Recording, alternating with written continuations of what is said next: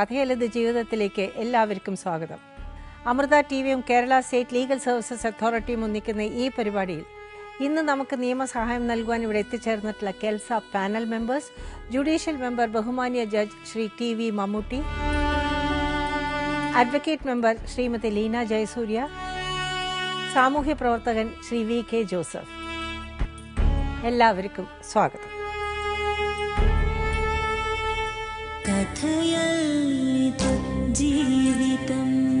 Municipal കോടതിയിൽ കേസുണ്ട്. പാകിസ്ഥാനാണ് case. Pakistan കൊടുത്ത കേസിൽ നിയമപ്രകാരം ഇന്ത്യൻ പാർട്ടീഷൻ ആക്ട് എന്ന് പറഞ്ഞൊരു നിയമമുണ്ട്. ആ പാർട്ടീഷൻ ആക്ടിലെ 2-3 വകുപ്പുകൾ അനുസരിച്ചിട്ട് കോടതിക്ക് തന്നെ, കോടതിയിൽ ആരെങ്കിലും ഒരാൾ പെറ്റീഷൻ കൊടുക്കണം കേട്ടോ. ഈ വസ്തു ഭാഗിക്കത്തക്കതല്ല. ഭാഗിക്കത്തക്കതല്ല എന്ന് പറഞ്ഞാൽ കഷ്ണമായിട്ട് മുറിച്ചിട്ട് ഓരോ സെൻറ്റ് 2 സെൻറ്റ് വസ്തുവായിട്ട് കൊടുക്കാൻ പറ്റില്ലല്ലോ. 7 സെൻറ്റല്ലേ ഉള്ളൂ, 7 സെൻറ്റും വീടും. അപ്പം ഭാഗിക്കത്തക്കതല്ല. അപ്പം അതിനെന്താ മാർഗം? കോടതി ഇടപെട്ടിട്ട് ആ വസ്തു ഏതെങ്കിലും ഒരാൾക്ക് കൊടുക്കുക. അയാൾ വില്ലിങ് ആണെങ്കിൽ, വാങ്ങാൻ തയ്യാറുണ്ടെങ്കിൽ ആരെങ്കിലും പാർട്ടി അയാൾക്ക് കൊടുക്കുക. അതിന് തയ്യാറില്ലെങ്കിൽ പിന്നെ ഇൻ ബിറ്റ്വീൻ, അതായത് നിങ്ങൾ തമ്മിൽ തന്നെ ഒരു ലേലം നടത്തുക. ആ ലേലം നടത്തിയിട്ട് ആരാണ് കൂടുതൽ തുക കൊടുക്കാൻ തയ്യാറുള്ളത് അയാൾക്ക് കൊടുക്കുക. അതും നടക്കുന്നില്ലെങ്കിൽ കോടതിക്ക് എന്ത് ചെയ്യാം? പബ്ലിക് ഓപ്ഷൻ വെക്കാം. അതായത് പുറമേയുള്ള നാട്ടുകാർ ഇടപെട്ടിട്ട് പൊതുലേലത്തിൽ വെച്ചിട്ട് നടത്താം. അപ്പൊ ഏതാ നല്ലത് എന്ന് വെച്ചാൽ അത് ചെയ്യേണ്ടത്. അജി ഇപ്പൊ എവിടെ ഉണ്ട്? അജി മുനിസിപ്പൽ കോടതിയിൽ ഹാജരായോ? അജി 1-ാം പ്രതി ഇതിനകത്ത് അല്ലേ? വക്കീലുണ്ടാവില്ലേ? ഈ കേസ് നടത്താൻ വക്കീലില്ലേ? അങ്ങനെ പ്രതിയാക്കിയിട്ടില്ല. പിന്നെ അങ്ങനെ ഇതിനകത്ത് ഉണ്ടല്ലോ 1-ാം പ്രതി അജിയാണ്. പ്രതി എന്ന് പറയുമ്പോൾ ഇവര് ക്രിമിനൽ കേസ് അല്ല, അത് ക്രിമിനൽ കേസ് അല്ല കേട്ടോ. എതിർകക്ഷിയാണ്. 1-ാം എതിർകക്ഷിയാണ് അജി. ഇതിലെ എതിർകക്ഷി 1-ാം എതിർകക്ഷി നിങ്ങളാണ്. 2-ാമത്തത് സുജാത, 3-ാമത്തത് ശ്രീകുമാരി. അങ്ങനെ വെച്ചിട്ടാണ് ഭാഗത്തിന് ഇവര് കേസ് കൊടുത്തിരിക്കുന്നത്. അങ്ങനെ കൊടുത്തു, അത് ഞാൻ അറിഞ്ഞില്ല. ഇത് നടന്നിട്ട് 3 കൊല്ലായി. അതാണ് നിങ്ങൾ ഇതൊന്നും അറിഞ്ഞിട്ടില്ല. 2013 കൊടുത്ത കേസാ.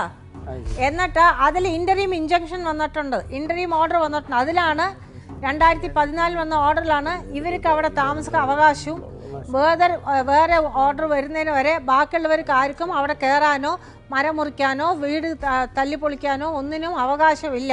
സമാധാനമായിട്ട് താമസിക്കാനുള്ള അവകാശം പറഞ്ഞുകൊണ്ടാണ് കോർട്ട് ഉത്തരവിട്ടത്. അതായത് 2014. ആ ഉത്തരവ് ലംഘിച്ചാണ് നിങ്ങളുടെ അനിയത്തി ശ്രീകുമാരി ഇപ്പോൾ അവിടെ താമസിക്കുന്നത്. ഇതിൻ്റെ പുറകെ ഇനി ഞങ്ങൾ ഒരു പ്രാവശ്യം പറഞ്ഞതാണ് ശ്രീകുമാരിനോട്, ജാനുവരി 30-നുള്ളിൽ നിങ്ങൾ ഒഴിഞ്ഞു കൊടുക്കണം എന്ന്. അത് പറഞ്ഞ് ഇവിടുന്ന് സമ്മതിച്ചു പോയ ശ്രീകുമാരി ഇതുവരെ ഒഴിഞ്ഞു കൊടുത്തിട്ടില്ല. ഒന്നും അല്ലെങ്കിൽ നിങ്ങൾ ഇപ്പോഴേ അവിടെ നിന്ന് എല്ലാവരും ഇറങ്ങിയിട്ട് ഉടൻ തന്നെ വിൽക്കുക. അല്ലെങ്കിൽ മാഡം പറഞ്ഞതുപോലെ നിങ്ങളൊരു മാസം സമയം നിങ്ങളവിടെ താമസിച്ചോളൂ. എന്നിട്ട് ആ സമയത്തിനുള്ളിൽ നിങ്ങൾ തന്നെ വിൽക്കാനായിട്ടുള്ള ഏർപ്പാടുകൾ ചെയ്യുക. പറ്റിയില്ല എങ്കിൽ നീട്ടിക്കൊണ്ട് പോകാൻ പറ്റില്ല. അത് കഴിഞ്ഞിട്ട് ആ ഒരു മാസം അവസാനിക്കുന്ന കാലയളവിൽ അവിടെ നിന്ന് പറ്റിയില്ല എങ്കിൽ ഇറങ്ങുക, ഒരു വാടക വീട്ടിലേക്ക് മാറാനുള്ള സംവിധാനം ചെയ്യുക, മാറുക. എന്നിട്ട് പുറത്ത് നിന്നുകൊണ്ട് നിങ്ങൾ എല്ലാവരും കൂടെ വിൽക്കാനുള്ള സംവിധാനം ചെയ്യുക. സമ്മതമാണ്. ഇനി ഞങ്ങൾക്ക് ആ വഴി സ്വീകരിക്കാൻ നിവർത്തിയില്ല. ഇനി ഞങ്ങൾക്ക് ഒറ്റ വഴിയേ ഉള്ളൂ. കോടതി തുരേന്ന് വകുപ്പ് വെച്ച് ഇവര് ശ്രീകുമാരി നിങ്ങളുടെയൊക്കെ നേരെ കേസ് കൊടുത്തു കഴിഞ്ഞാൽ അവിടെ ഒരൊറ്റ ആൾക്ക് നിൽക്കോ? ശ്രീകുമാരിക്ക് ഇപ്പോൾ അവരൊക്കെ എതിരായിട്ട് കൊടുക്കാനുള്ള വകുപ്പുകൾ ഞങ്ങളിവിടെ നിരത്തി എഴുതി അങ്ങോട്ട് കൊടുക്കും. സൗജന്യമായിട്ട് ഇവർക്ക് നിയമസഹായവും നൽകും. പിന്നെ നിങ്ങൾക്ക് എല്ലാവർക്കും കോടതി കയറി ഇറങ്ങാൻ മാത്രമേ സമയം ഉണ്ടാവുള്ളൂ. ജോലിക്ക് പോലും പോകാൻ പറ്റില്ല. അതുകൊണ്ട് നിങ്ങളൊരു ഏട്ടൻ എന്നുള്ള നിലയ്ക്ക് ഇതിനൊരു പരിഹാരം തേടുന്നതാണ് ഏറ്റവും ഉത്തമം. അതിന് എന്തെങ്കിലും ഒരു വഴി കാണുക. വേറെ ഒന്നല്ല, ആദ്യം നിങ്ങൾ ചെയ്യേണ്ടത് ഇപ്പൊ പോയ വഴി ഈ ആഴ്ച തന്നെ ശ്രീകുമാരിയോട് അവിടുന്ന് മാറാൻ പറയുക. കോടതി ഓർഡറുകളാണ്. ഇല്ലെങ്കിൽ അതെങ്ങനെ നടപ്പാക്കിയെടുക്കണം എന്നുള്ളത് ഞങ്ങൾ ഇവരോട് പറഞ്ഞു കൊടുക്കും. പോലീസും പട്ടാലും വന്നിട്ടായിരിക്കും. അത് ഇപ്പോഴും കൂടെ വരാൻ പറഞ്ഞാണ്, വന്നിട്ടില്ല. അപ്പൊ അതറിയാം. കാരണം ജാനുവരി ഇവിടെ വാക്കാൽ ഞങ്ങളോട് സമ്മതിച്ചു പോയ ആളാണ് അത് ലംഘിച്ച് നിൽക്കണത്. ഇതൊരു കോടതിയല്ലേ. അപ്പൊ പിന്നെ എന്ത് മുഖം വെച്ച് ഇവിടെ വരും? അന്ന് ശ്രീകുമാരി ഇവിടെ കാണിച്ച നാടകീയ രംഗങ്ങൾ ഈ ലോകം മുഴുവനും കണ്ടതാ. ആ ശ്രീകുമാരി ഇപ്പൊ എന്തുകൊണ്ടാ ഈ കോടതി ഉത്തരവും ഞങ്ങൾ പറഞ്ഞതും ഒക്കെ ലംഘിച്ചിട്ട് അവിടെ തന്നെ താമസിക്കുന്നു? ശരിയാണോ? അജിത് കുമാറേ, നിങ്ങൾ മൂത്ത സഹോദരനല്ലേ? അപ്പം നമ്മൾക്ക് മൂത്ത സഹോദരനൊരു കടമയില്ലേ ഇതെല്ലാം ഒന്ന് സമാധാനത്തിൽ ലോകത്തിൽ കൊണ്ടുപോകണം എന്നുള്ളത്? ഈ സഹോദരികൾക്ക് ഒന്നിച്ച് ഒരു താല്പര്യമില്ലേ? താല്പര്യമുണ്ട്. ഇനിയാണേലും ചെയ്യാമല്ലോ മാഡം. തീർച്ചയായിട്ടും. നിങ്ങൾ മൂത്ത ഏട്ടൻ്റെ അധികാരത്തിൽ നിന്നുകൊണ്ട് ശ്രീകുമാരിയോട് പറയാ, ഇത് ലേലത്തിനോ എന്തെങ്കിലും വെച്ച് വിൽക്കാൻ ഇവർ പലതവണ ശ്രമിച്ചിട്ടും അതിനും ശ്രീകുമാരി ഇവിടെ സമ്മതിച്ചതാണ്. ആരെ വേണമെങ്കിലും കൊണ്ടുവന്നോട്ടെ, വിൽക്കാൻ ഞങ്ങൾ തയ്യാറാണെന്ന്. അതും സമ്മതിക്കുന്നില്ല, വിൽക്കാൻ പറ്റുന്നില്ല. അപ്പോൾ ഇത് കോടതി മുഖാന്തരേന പൊതുലേലത്തേക്ക് വെക്കാനുള്ള വകുപ്പ് ഞങ്ങൾ പറഞ്ഞു കൊടുക്കും. അങ്ങനെ പൊതുലേലത്തിൽ വെച്ചിട്ട് ആ പൈസ എല്ലാവരും 4 വീതമായിട്ട് കോടതിയിൽ നിന്ന് കിട്ടും നിങ്ങൾക്ക്. Right sir? അങ്ങനെയാണ് നല്ല. അപ്പോഴാർക്കും ഒരു ഒന്നുമില്ല. പക്ഷേ ഈ ഉത്തരവ് ഈ 2014 ഇറങ്ങിയിട്ടുള്ള ഇന്ററീം ഇൻജങ്ഷൻ, കുട്ടി അവിടെ ഇവർക്ക് കയറി താമസിക്കാന്നുള്ള അധികാരം, അത് ശ്രീകുമാരിയോട് പറഞ്ഞ് ഈ ഒരാഴ്ച ഞങ്ങൾ സമയം തരുന്നു. ഈ ഒരാഴ്ചക്കകം ആ ഇന്ററീം ഇൻജങ്ഷൻ ശ്രീകുമാരി പാലിച്ചില്ല എന്നുണ്ടെങ്കിൽ ഇവർക്ക് അതെങ്ങനെ നടപ്പാക്കി എടുക്കണം എന്നുള്ളത് ഞങ്ങൾ പറഞ്ഞു കൊടുക്കും. പിന്നെ അത് നാണക്കേടാവും. അത് ശ്രീകുമാരിയെ പറഞ്ഞ് മനസ്സിലാക്കിയിട്ട് അവിടുന്ന് മാറാൻ പറയുക. അതാണ് ചെയ്യേണ്ടത്. അത് മൂത്ത ഏട്ടെന്നുള്ള നിലയ്ക്ക് നിങ്ങൾ ചെയ്യുക. കോടതി ലംഘിക്കുക എന്ന് പറഞ്ഞാൽ എവിടെ തീരുമാനം വരണവരെ വീട് അങ്ങ് പൂട്ടിയിടാം. പൂട്ടിയിടുന്ന ആവശ്യമില്ല. ഇവർക്ക് അവിടെ കയറി താമസിക്കാനുള്ള അധികാരമുണ്ട്. കോടതി ഉത്തരവുണ്ട്. കോടതി ഉത്തരവിനെ ലംഘിച്ച് 2.5 കൊല്ലമായിട്ട് അവിടെ 3 കൊല്ലമായിട്ട് താമസിക്കണം ശ്രീകുമാരി. 5 വർഷമായി മാഡം. 2014 ഓർഡർ. 2014 വന്ന ഓർഡറാണ്. 14, 15, 16 3 വർഷമായി. ഈ 3 വർഷമായിട്ട് കോടതി ഉത്തരവ് ലംഘിച്ച് ജീവിക്കുന്ന ഒരാളുടെ ശിക്ഷ എന്താണെന്നറിയോ? അതൊന്നും ശ്രീകുമാരി മനസ്സിലാക്കുന്നില്ല. അതുകൊണ്ട് ശ്രീകുമാരിയെ പറഞ്ഞ് മനസ്സിലാക്കി കൊടുക്കുക. വീട് പൂട്ടിയിടാൻ ഇവർക്ക് സമ്മതമാണെങ്കിൽ വീട് പൂട്ടിയിട്ടോട്ടെ. പക്ഷെ അവരവിടുന്ന് മാറിയേ പറ്റൂ. അത് മാറാനുള്ള വകുപ്പ് ഞങ്ങൾ പറഞ്ഞു കൊടുക്കും. ഇവർ പോലീസ് സ്റ്റേഷനിൽ പോയിട്ട് പോലീസുകാർ വരെ ഇവരെ ഹെൽപ്പ് ചെയ്തില്ല. അത് എന്തുകൊണ്ടാണെന്ന് എനിക്കറിയില്ല. ഇനിയിപ്പോൾ അതുവഴി ഞങ്ങൾക്കറിയാം. കോടതി മുഖാന്തരേന അത് എങ്ങനെ ചെയ്യിപ്പിക്കണം, എന്ത് ചെയ്യിപ്പിക്കണമെന്ന് ഞങ്ങൾക്കറിയാം. പിന്നെ അത് ശ്രീകുമാരി വെറുതെ ആവശ്യമില്ലാതെ പ്രശ്നത്തിലേക്ക് പോകും. ശ്രീകുമാരിയെ പറഞ്ഞ് മനസ്സിലാക്കി കൊടുക്കുക. ഇല്ല ചേട്ടാ, ഈ പുള്ളി പറഞ്ഞാൽ കേൾക്കുമെന്നുള്ള ഒരു പ്രതീക്ഷയില്ല. നിൽക്കൂ, ഞാൻ പറഞ്ഞുകൊണ്ടിരിക്കുന്നത് അവര് നിങ്ങളത് ചെയ്തിരിക്കണം. ഇല്ലെങ്കിൽ ഞാൻ പറഞ്ഞില്ല, നിങ്ങൾക്ക് തരുന്നത് അടുത്ത ശനിയാഴ്ച വരെയുള്ള സമയം. അതിനുള്ളിൽ ശ്രീകുമാരി ഈ കോടതി ഉത്തരവ് നടപ്പാക്കിയില്ലെങ്കിൽ തിങ്കളാഴ്ച വേണ്ടത് ഞങ്ങൾ ചെയ്യും. അല്ലാതെ ഇപ്പൊ നമുക്കൊന്നും പറയാനില്ല. എന്നിട്ട് ഇത് പൊതുലേലത്തിന് പോയിട്ട് ലേലത്തിന് വെച്ചിട്ട് അല്ല, എന്തുകൊണ്ടാണ് ഇത് വിൽക്കാൻ തടസ്സം നിൽക്കണെന്ന് പറയണത്? ആരാ തടസ്സം നിൽക്കണത്? ശ്രീകുമാരി തന്നെയാണ്. ശ്രീകുമാരിക്ക് ആ വീട് വേണം. അത് അന്നും ആ കുട്ടി പറഞ്ഞു, അച്ഛനും അമ്മയും നോക്കിയത് ഞാനാണ്, അപ്പൊ എനിക്കാണ് അവകാശം ആ വീട് എന്നുള്ള പോലെയാണ് ആ കുട്ടി സംസാരിക്കുന്നത്. അല്ല, നിങ്ങൾ എന്തുകൊണ്ട് ഇനീഷ്യേറ്റീവ് എടുക്കുന്നില്ല അത് വിൽക്കാൻ ശ്രീകുമാരനെ കൊണ്ട് സമ്മതിപ്പിക്കാൻ?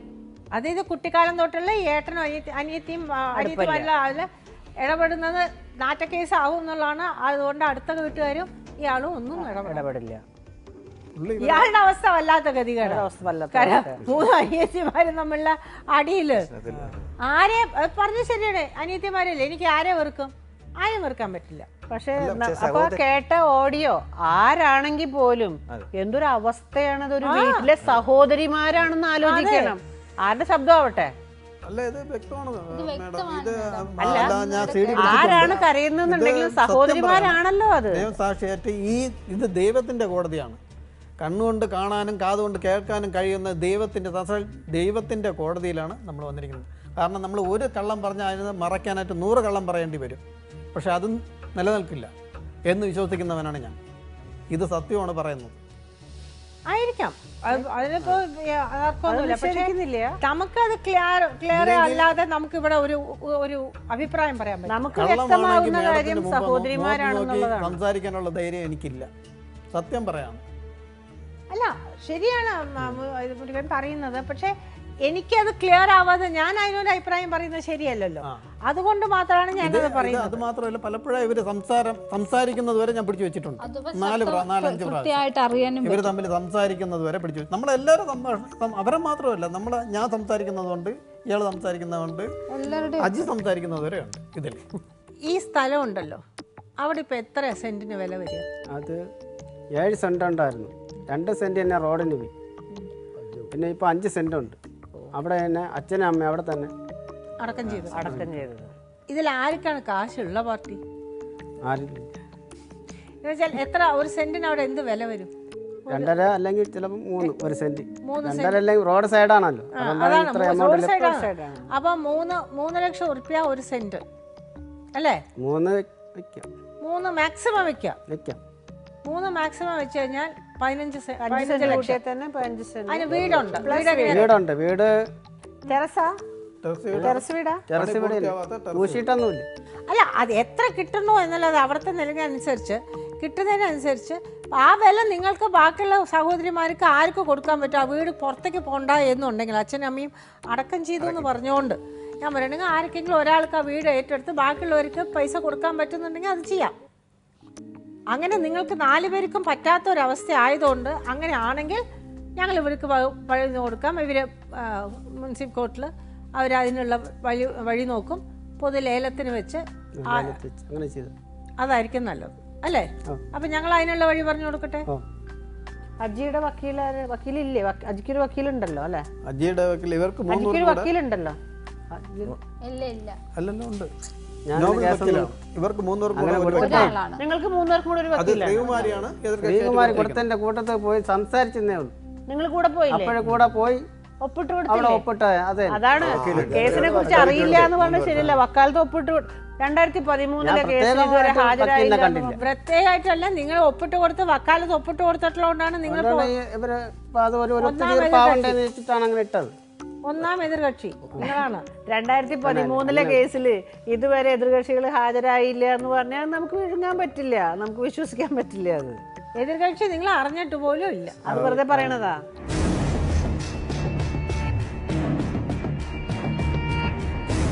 നിങ്ങൾ തമ്മിലാവുമ്പോൾ ഒരു മാർക്കറ്റ് വില തോന്നും മനസ്സിൽ. അത് ആർക്കാണ് കൊടുക്കുക, ബാക്കി പൈസ മതി. അത് നടക്കില്ല. ശ്രീകുമാരി ഉള്ളപ്പോൾ അത് ബുദ്ധിമുട്ടാ. ശ്രീകുമാരി ഇവര് തമ്മില് സുജാതയും ചേർന്ന് പോവില്ല. ഇവര് സിസ്റ്റേഴ്സ് ശരിയല്ല. അത് കോടതി ഇവര് 3 പേരും തമ്മിൽ ചേർന്ന് പോവില്ല.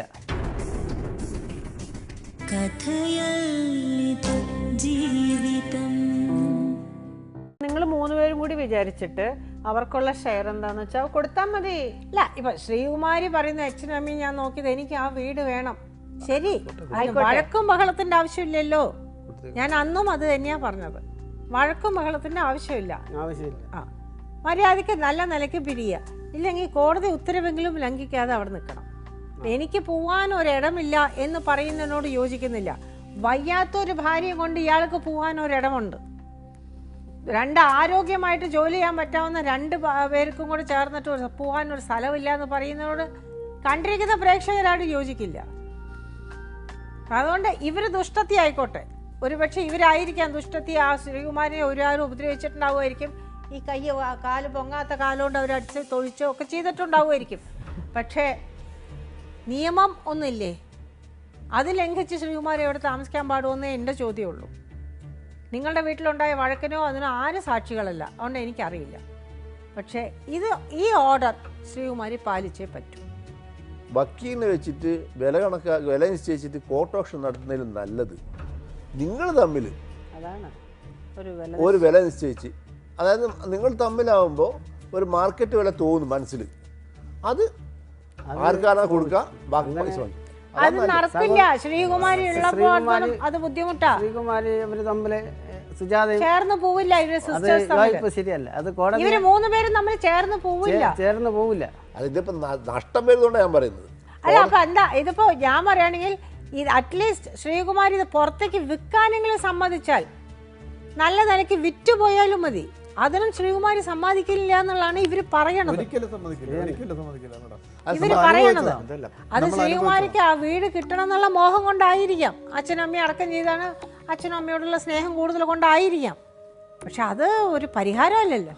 പരിഹാരമല്ല, അത് നമ്മുടെ അടുത്ത് പറഞ്ഞു. ഞാൻ അജി പറഞ്ഞല്ലോ ശ്രീകുമാരിയോട് ഞാൻ ഇതൊക്കെ പറഞ്ഞു മനസ്സിലാക്കിയെന്ന്. പറഞ്ഞു മനസ്സിലാക്കി. അപ്പൊ ശ്രീകുമാരി എന്താ പറഞ്ഞാൽ പറയണത്? മനസ്സിലാവാത്ത ശ്രീകുമാരി സഹോദരന്മാർക്ക് എന്താ എങ്ങനെ ഞാൻ അല്ലല്ല സഹകരിക്കാൻ ചോദിക്കട്ടെ, ശ്രീകുമാരി എന്താ പറയണത്? നിങ്ങൾ പറഞ്ഞപ്പോ അത് വിറ്റിട്ട് അല്ലെങ്കിൽ ഷെയർ കൊടുക്കാനോ അതിനെ വില നിശ്ചയിക്കാനോ ഒക്കെ പറഞ്ഞല്ലോ ഒരു ഒത്തുതീർപ്പ് പോലെ. അപ്പൊ ശ്രീകുമാരി എന്താ പറയണത്? അവർക്ക് അവിടെ താമസിക്കണമെന്നാണ് പറഞ്ഞത്. താമസിച്ചോട്ടെ, ഇവർക്കുള്ള ഷെയർ കൊടുക്കണതിനെ കുറിച്ച് എന്താ പറയണത്? അവളെ കൊടുക്കില്ല എന്ന് പറഞ്ഞോ? അവളിൽ കൊടുക്കാനും ഒന്നുമില്ല, കൊടുക്കാനില്ല എന്നാലും അവർക്ക് ഇറങ്ങാനും പാടില്ല. അപ്പൊ ആ രീതിയിൽ അല്ല, ആ ഭർത്താവിന് 2 വീട് അവളെ സൈഡ് നിൽക്കുമെന്നാണ്. അവളെ ഒരു ബലം വെച്ചാണ് അവിടെ നിൽക്കുന്നത്. കോടതി പോലീസ് പട്ടാളം മേഡം പറഞ്ഞ പോലെ പോലീസ് പട്ടാളം എല്ലാവരും വരട്ടെ എന്നും പറഞ്ഞാണ് നിൽക്കുന്ന അവള്. പോലീസ് പട്ടാളം വന്നാലും നമ്മൾ അവിടെ നിൽക്കും എന്നാണ് ശ്രീകുമാരി പറഞ്ഞത്. അപ്പൊ തിന്നൂല്ല തീറ്റിക്കൂല്ല. പറഞ്ഞാൽ മനസ്സിലാക്കാത്തതിന് ഞാൻ എങ്ങനെ പറഞ്ഞു മനസ്സിലാക്കി? ശരിയാണ്. ഒരു ഏട്ടൻ ഇരുന്ന് പറയാ, പറഞ്ഞിട്ട് കാര്യമില്ല. എന്ത് ചെയ്യാൻ പറ്റും? ഒരു വല്ലാത്ത വീട്ടിൽ സ്വഭാവം. അച്ഛനമ്മ ഉണ്ടായിരിക്കുമ്പോൾ ഒരു ചെറിയൊരു വഴക്ക് വന്നിരുന്നാലും ചുറ്റുപാടുള്ളവർ പറഞ്ഞ കേൾക്കണ്ടേ? അല്ല, അച്ഛനും അമ്മയും കൂലിപ്പണിയല്ലേ, മുഖാന്തരം പറഞ്ഞാൽ കേൾക്കത്തിന് എന്ത് ചെയ്യാൻ പറ്റുള്ളൂ? അല്ല, അവർക്ക് വേറെ വീടുണ്ട്, സ്ഥലമുണ്ട്. ഭർത്താവിന്റെ വീട് കൊല്ലത്ത് അവിടെ എവിടെയാണ്, കൊല്ലത്ത്. അപ്പൊ അത് അവിടെ സ്ഥലമുണ്ട്, വീടുണ്ട്. അവിടെ അവന്റെ വീടൊക്കെ അവിടെ ഒരു കാടാണ്. അവിടെ കുരങ്ങന്മാരും പിന്നെ ആനകളൊക്കെ ഇറങ്ങുന്ന സ്ഥലമാണെന്നാണ്. ഒരു കായലിന്റെ ഒരു കര കൊല്ലമെന്നാണ്. ഞാനവിടെ ഇതുവരെയ്ക്ക് പോയിട്ടുമില്ല. അവൾക്ക് അവിടെ താമസിക്കാൻ പേടിയാണ്. അളിയന്റെ വീട്ടിൽ പോയിട്ടില്ല. അതുകൊണ്ടാണ് അവളവിടെ നിൽക്കണം. ഇതാണെങ്കിൽ റോഡ് സൈഡ്. റോഡ് സൈഡ് നിക്കട്ടെ, നമുക്ക് ആർക്കും വിരോധമില്ല. നല്ല നിലയ്ക്ക് വയ്യാത്തൊരു ചേച്ചിയാണ്. ആ ചേച്ചീനെ സന്തോഷം നോക്കി എല്ലാവരും അവൾക്കൊരു സ്നേഹം ഉണ്ടാവണ്ടേ? ഇനി ഞാൻ എന്ത് ചെയ്യും? അപ്പം പുള്ളിക്ക് ഇത് വിട്ടുതരാൻ വെക്കാനും തയ്യാറല്ല, വിട്ടുതരാനും തയ്യാറല്ല. അപ്പൊ പിന്നെ നിങ്ങൾക്ക് കോടതി മുഖാന്തരം ഒരു വഴി. അപ്പൊ ഇതിന് ഒറ്റ വഴിയേ ഉള്ളൂ സർ. അതിന്റെ നിയമ നടപടിക്രമങ്ങൾ എന്തൊക്കെയാന്നുള്ളത് പറഞ്ഞു കൊടുത്ത് ഓൺ ദി ഫസ്റ്റ് പ്ലേസ് ഇല്ല, ഞാൻ എൻ്റെ ഒരു സജഷൻ ഞാൻ പറയാം sir. On the first place ഇത് നടപ്പാക്കിയെടുക്കാനുള്ള ആദ്യം എന്താ ചെയ്യേണ്ടതെന്നുള്ളത്. അല്ല, എനിക്കിപ്പോൾ പ്രസന്റ് പൊസിഷൻ അറിയണം. അതായത് 2014 ഇൻജങ്ഷൻ ഓർഡർ ഉള്ളത്. അതിനുശേഷം അവർ ഹാജരായത് വെക്കേറ്റ് ചെയ്തോ എന്നറിയില്ല. ഇൻജങ്ഷൻ ഓർഡർ കൊടുത്തു കഴിഞ്ഞാൽ വെക്കേറ്റ് ചെയ്തിട്ടുണ്ട് 3 വർഷം. അപ്പീലോ എന്തെങ്കിലും കൊടുത്തിട്ട് ഇത് ഈ ഓർഡർ ഇല്ലാതെ ആക്കിയിട്ടുണ്ടോ? ഇല്ല, അവൾക്കും താമസിക്കാനുള്ള ഒരു ഓർഡർ അവൾ മേടിച്ചിട്ടുണ്ട്. എന്നാൽ നമ്മളെ നിരോധിച്ചു.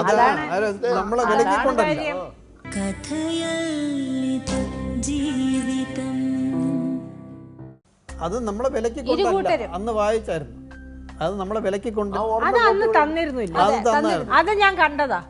അത് നമ്മളെ വിലക്ക് കൊണ്ടല്ല. അപ്പൊ ഞാൻ പറഞ്ഞില്ലേ, അതാണ് പാർട്ടീഷൻ കേസ് എന്ന് പറഞ്ഞാൽ ഒരാളെയും അവിടെ കടക്കരുന്ന് വിലക്കില്ല.